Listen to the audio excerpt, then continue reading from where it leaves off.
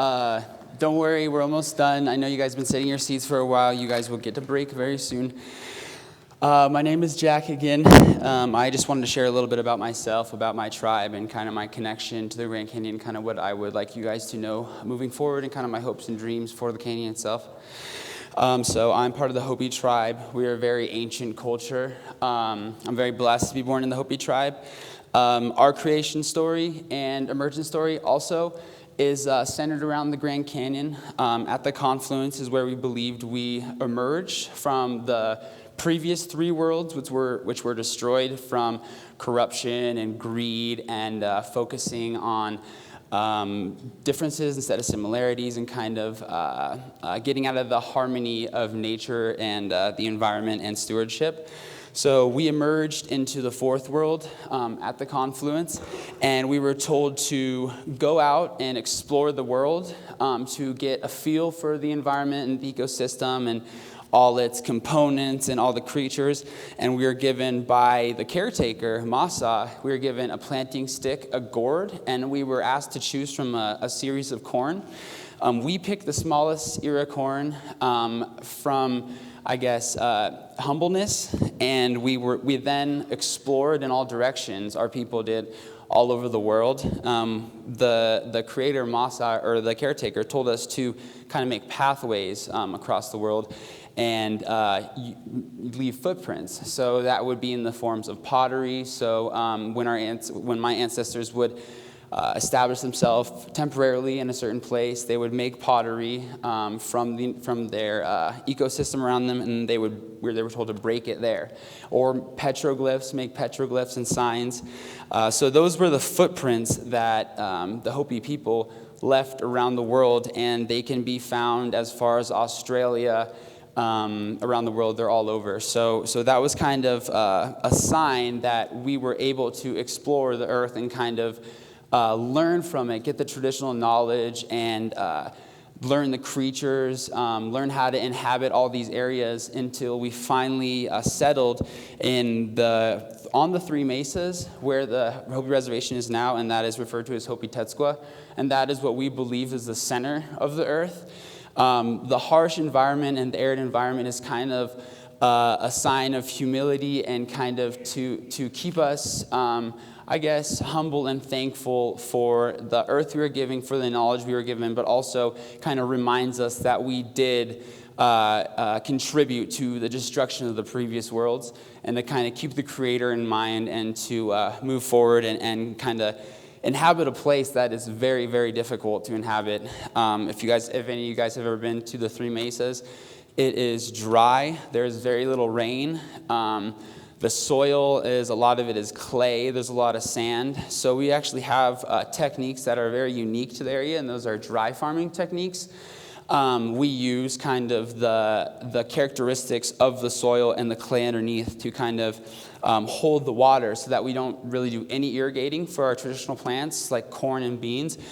It's all rain. Rain is what we use to grow our plants, and so that is why our whole culture is based around rain and the prayer for rain and the ceremonies that we do in order to bring the rain and have a good harvest. Our whole year is kind of our whole life and culture is based on the yearly cycles and kind of these markers for when to do things and kind of when to start planting, when to go back into the kivas, when to not plant, when to rest, all these signs. And those signs are changing because of climate change.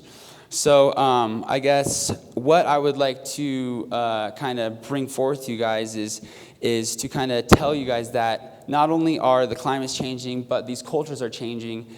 And I think it's time to kind of reestablish and reiterate the cultural I guess, similarities between kind of what we think of the climate and hopefully what a lot of the populations are starting to realize of the climate, that we are kind of, we are there and we cannot really help once the climate is out of whack. So I guess what I would like to say to you guys is that we're here. We are planning to reestablish the Native presence in the park and in the communities. And I just would like to say to you guys that it's really important that we were able to be a part of this seminar, and I really thank you for having us here. I really hope that the access to the Native youth is kind of confirmed, and that we can kind of increase this access, because as someone who grew up on both sides of society, I grew up off reservation while frequenting the reservation a lot, and it was interesting because I understand why these youth kind of want to veer away from the culture, especially with these new kind of modern distractions that are now encroaching.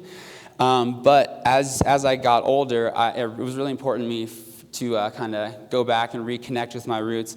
So coming from someone who's experienced that, I think it's really important to make it known that we are still here and that we are trying to kind of reconnect and bring our culture into, not the spotlight, but make it known that we're here so that we're not ashamed or humiliated to practice these things and traditions in the public eye or in the public scope, because there's not many places where the public scope doesn't reach. So I hope that the Grand Canyon can attract all kinds of visitors from different traditions, tribes, and all parts, I guess, of the population.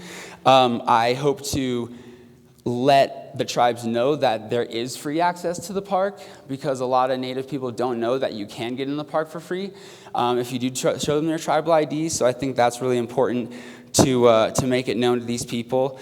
And then also, I would like to try to create opportunities or just awareness that there are kinds of economies or opportunities for Native people to go out and learn, and then also bring back to the reservation or help bring back to places like this, where this can be kind of a focal point or connecting point for those traditional activities to be established in the community and then reintroduced to the tribes. So I think it's important to increase the access and just kind of the overall knowledge and just awareness that the tribes are here. This was ancestral land, and it will still be for years to come. And I guess the takeaway I want you guys to kind of learn and maybe share with your visitors are to always respect the canyon. Come in here with an open mind and a positive presence. As we said before, it's a very sacred, special, and very powerful place. When back before the Native communities were kind of pushed out of the park, Hopis used to participate in a pilgrimage, the salt mine.